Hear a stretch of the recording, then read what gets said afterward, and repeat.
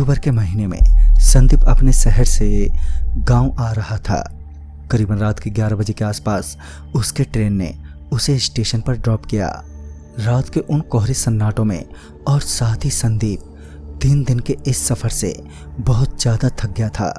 वो जब स्टेशन पहुंचा तब उसे इक्के दुक्के लोग ही स्टेशन पर नज़र आ रहे थे। यूँ कह सकते हैं 10 से 15 के करीब। संदीप स्टेशन पर उतरा और उसके बाद उसने वहीं एक दुकान से पानी की ठंडी बोतल ली। पानी पीने के साथ ही उसने सोचा कि वो वहीं बेंच पर थोड़े समय लेट जाएगा। संदीप इसके बाद वहीं एक खाली पड़ी बेंच पर सुस्ताने लगा। संदीप की आंख एकदम से खुली, वो भी एक लड़की की चीख से। संदीप एकदम से बेंच से नीचे गिर पड़ा। वो उठा और आसपास का माहौल देखकर वो दंग रह गया।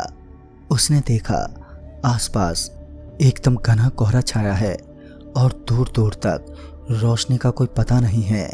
संदीप अभी थोड़ी बहुत नींद में ही था, पर एक और चीख सुनने के साथ ही उसकी अब बची कुची नींद भी गायब हो गई थी। संदीप वहीं पर जमीन पर बैठ गया और ये सोचने लगा कि ये सब क्या हो रहा है। तब उसने थोड़ा दिमाग पर जोर डाला। तब उसे याद आया कि अभी कुछ समय पहले वो अपने ट्रेन से उतरा था और उसके बाद वो कुछ समय के लिए यहीं इसी बेंच पर लेट गया था और शायद उसकी आंख भी लग गई थी। तभी संदीप ने चारों तरफ नज़र घुमाई तो उसने देखा कि चारों तरफ सन्नाटा पसरा हुआ है। दूर दूर तक ये स्टेशन शोर शराबे से दूर था। संदीप ने भी सोचा कि शायद ये भी लाजमी है। आखिर गांव के इस खंडर स्टेशन पर रात को कौन होगा। यहाँ कोई शहर तो है ही नहीं जो रात को भी चहल पहल रहे। अभी सब कुछ नॉर्मल था, पर संदीप को एक बात हजम नहीं हो रही थी। आखिर वो चीख किसकी थी? वही चीख जो उसने 2 बार अब तक सुन चुका था। संदीप ने सोचा कि शायद वो तब नींद में था, इसी वजह से ये उसका वहम होगा। तभी संदीप बढ़ता हुआ आगे चला गया। वो थोड़ा आगे बढ़ा ही था कि उसने देखा कि एक 19-20 साल की लड़की रेलवे ट्रैक के बीचों बीच खड़ी है। उसने फिर देखा कि दूसरी साइड से एक ट्रेन आ रही है और एक झटके में ट्रेन ने उस लड़की को वहां से उड़ा दिया। ये सब देखकर संदीप की तो जैसे सांसें ही थम गई थी। उसने अपने फ़ोन निकालकर समय देखा तो रात के 1 बज रहे थे। इसके बाद संदीप और चिंता में खो गया। वो भूत प्रेतों में विश्वास रखता था और उसने भूत प्रेतों की किस्से कहानियां भी सुन रखी थी। अभी अभी जो उसने घटते देखा ये उसका अंधविश्वास नहीं हो सकता था। संदीप के मन में थोड़ा डर भी था। संदीप हल्के कदमों से आगे बढ़ा और उसके बाद वो दौड़ता हुआ बाहर जाने के लिए गेट की तरफ भागा। वो तेजी से भाग रहा था, पर तभी अचानक वो मुंह के बल गिर पड़ा। उसे ऐसा लगा कि जैसे किसी ने अपनी टांगें लगा दी हो। जब संदीप भाग रहा था, गिरने की वजह से संदीप को थोड़ी चोट भी आ गई थी। संदीप ने गिरते पड़ते ही देखा कि अचानक से स्टेशन की पटरी से एक बड़ा सा लोहा उस एग्जिट गेट के सामने आ गिरा। अब इसी वजह से संदीप स्टेशन से बाहर नहीं जा सकता था। संदीप पीछे हटा और उसके तुरंत बाद ही वो एक बोर्ड के पीछे दुबक कर बैठ गया। उसे पूरा यकीन था कि ये भूत प्रेतों का अड्डा ही है। संदीप ने इस स्टेशन के बारे में अपने गांव के लोगों से सुन भी रखा था।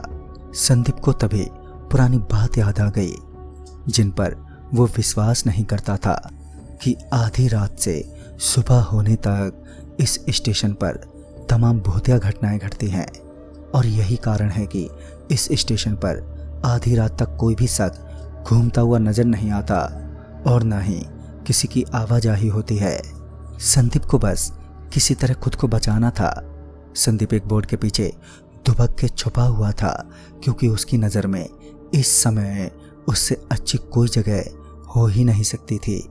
संदीप को इस समय कुछ और नज़र नहीं आ रहा था। उसके दिमाग में तो बस इतना ही चल रहा था कि आखिर कैसे कटे उसकी आज की रात। वो बहुत ज़्यादा परेशान हो गया था। तभी उसने बोर्ड के पीछे दबे दबे ही महसूस किया कि ठीक जिस पिलर में वो छुपा है उसी से उल्टी तरफ सटे हुए कोई औरत बड़े गुस्से से चिंगार रही है। इसे सुनकर संदीप फिर से एक बार दहल उठा। संदीप तुरंत ही बोर्ड से निकल गया और इधर उधर भागने लगा। उसे खुद नहीं पता था कि किस तरफ वो भागे जा रहा है। भागते भागते संदीप की अब सांसें फूल गई थीं। वो अब काफी थक चुका था। वो वहीं फर्श पर हाथों के बल बैठ गया। अभी उसे बैठे कुछ सेकंड हुए ही थे कि उसको उसी प्लेटफार्म पर किसी के पायल की आवाजें साफ साफ सुनाई दे रही थीं। तभी उसने सामने देखा कि सामने वाले प्लेटफार्म पर एक बड़ी खूबसूरत औरत उसे अपने पास बुला रही है। उसे देखते ही संदीप पता नहीं कैसे पर उसकी तरफ आकर्षित हो गया। संदीप इस प्लेटफार्म से उतरता हुआ सामने वाले प्लेटफार्म पर जा रहा था।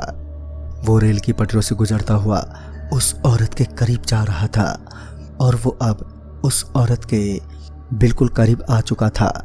पर तभी अचानक उसे एकदम से होश आया तो उसने पाया कि वो एक बड़े ही भयानक चुड़ैल के सामने खड़ा है, जिसकी दांतें बाहर निकल रही हैं और बाल पैरों तक पसरे हैं।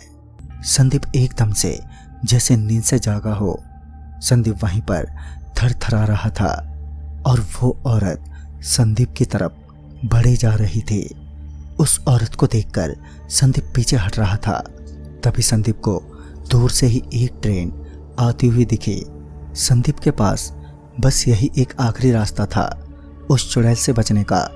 संदीप ट्रेन की तरफ भागने लगा और वो चुड़ैल भी उसके पीछे भागने लगी।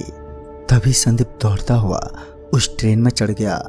संदीप दरवाजे पर से ही उस चुड़ैल को अपनी तरफ भागता हुआ साफ साफ देख रहा था। वो चुड़ैल लगातार संदीप की तरफ भागे जा रही थी और आज तो शायद अगर संदीप हाथ लग जाए तो संदीप एक दर्दनाक मौत मरेगा। तभी संदीप गेट से ट्रेन के अंदर आ गया।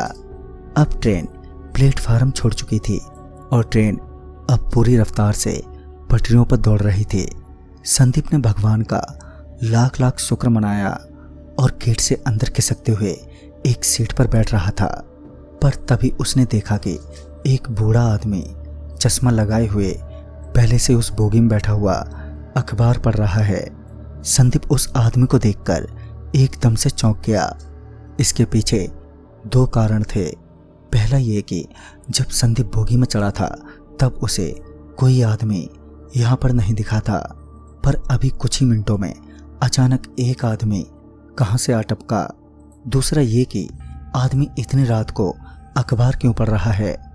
पर तभी उसकी नज़र उस आदमी के पढ़ रहे अखबार पर गई तो उसने देखा कि उसकी अखबार तो उल्टी थी और ये देखकर संदीप को थोड़ा अजीब लगा।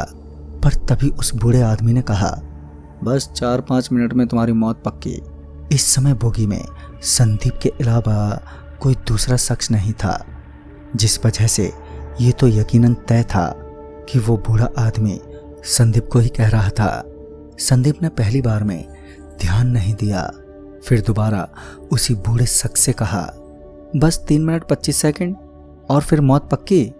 इसी तरह आखिरी बार उस बूढ़े शख्स ने कहा, बस 5 सेकंड और फिर मौत पक्की। और ये बोलकर फिर उस शख्स ने अपने सामने से वो अखबार हटाया तो संदीप ने जो देखा उससे तो जैसे उसकी जान ही निकल गई। उसने देखा कि वो बूढ़ा शख्स जो इतने समय से अखबार में मुंह छुपाए था, दरअसल उसका सिर पीछे की तरफ पूरी तरह से मुड़ा हुआ है। उसका सिर पीछे की तरफ था। वो सीट पर से उठा और संदीप की तरफ धीरे धीरे बढ़ने लगा और संदीप की तरफ बढ़ा। संदीप पीछे हटते हुए दूसरी बोगी में भागने लगा। संदीप तो बस खुद को कोसे जा रहा था आज की उस गलती के लिए जो उसने की थी। स्टेशन पर सोकर उस बूढ़े आदमी का शरीर अब पूरी तरह से बदल चुका था।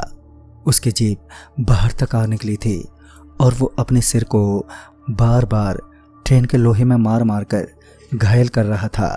संदीप को पूरा यकीन था कि ये कोई जिंदा नहीं बल्कि मरा हुआ शख्स है। संदीप के दिमाग ने काम करना बंद कर दिया था। आखिर वो अब करे भी तो क्या करे, पर शायद उसकी तकदीर अच्छी थी कि इस वक्त सुबह होने वाली थी। उसने ट्रेन के बाहर हल्की हल्की रोशनी देखी। वो रोशनी सुबह के उजाले का संकेत दे रही थी।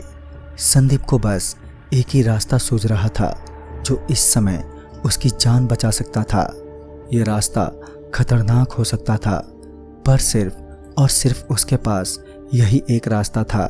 वह रास्ता ये था कि उसे ट्रेन से बाहर कूद जाना था, क्योंकि अगर वो ऐसा करे तभी शायद वो जिंदा बच पाएगा। उसे डर तो लग रहा था, पर भगवान का नाम लेकर वो ट्रेन से कूदने की सोच रहा था। तभी उसने अपने सामने देखा कि वो हैवान भी अब अपने खतरनाक अंदाज में धीरे धीरे करके संदीप की तरफ उसे निगलने के फिराक में बढ़े जा रहा था। अब उसमें और उस प्रेत में बस कुछ कदमों का फासला रह गया था, और जैसे ही वो प्रेत संदीप पर लपका कि तभी संदीप ट्रेन से बाहर कूद गया। संदीप बाहर घास की झाड़ियों में खुशकिस्मती से गिर गया। तभी उसने देखा कि वही बूढ़ा आदमी उस ट्रेन के दरवाजे से उसे घूर रहा था। और फिर संदीप ने अपने आप को किसी तरह खुद को संभाला, और आखिरकार अपनी अच्छी किस्मत की वजह से आज वो बच गया। इसके बाद संदीप अपने घर गया और वहां उसने अपने साथ घटे तमाम घटनाओं के बारे में बताया। तभी उसके घर वालों ने बताया कि वो स्टेशन अब पूरी तरह से भूत प्रेतों के कैद में है। कहते हैं कि अभी 2 साल पहले उसी स्टेशन पर किसी लड़की ने आत्महत्या कर ली थी। कुछ लोगों का कहना है कि उसने आत्महत्या नहीं बल्कि उसे कुछ बदमाश लड़कों ने धक्का दे दिया था। ट्रेन से टकराने के साथ ही वो लड़की बड़ी दर्दनाक तरीके से मारी गई। उसका एक बूढ़ा बाप भी था। उसे ऐसा पता चलते ही वो 1 घंटे के भीतर ही स्टेशन पहुंचा। कहते हैं कि उन लड़कों का ग्रुप एक आती दूसरी ट्रेन पर बैठकर फरार हो गए, पर उस बूढ़े आदमी ने भी किसी तरह ट्रेन पकड़ ली, और इसी तरह हाथापाई में उन बदमाशों ने उस बूढ़े आदमी का कत्ल कर दिया, और फिर उसके बाद उसे ट्रेन से नीचे फेंक दिया। लोगों के मुताबिक यही सच है। कहते हैं तब से आज तक स्टेशन पर अकेले और देर रात टहलने वाले व्यक्ति के साथ कुछ इसी तरह होता है। जो खुशकिस्मत होते हैं वो बच जाते हैं, और जिनकी किस्मत साथ छोड़ देती है तो वो बड़ी दर्दनाक मौत मरते हैं। तो दोस्तों, इस कहानी में बस इतना ही। तब तक के लिए बाय एंड टेक केयर।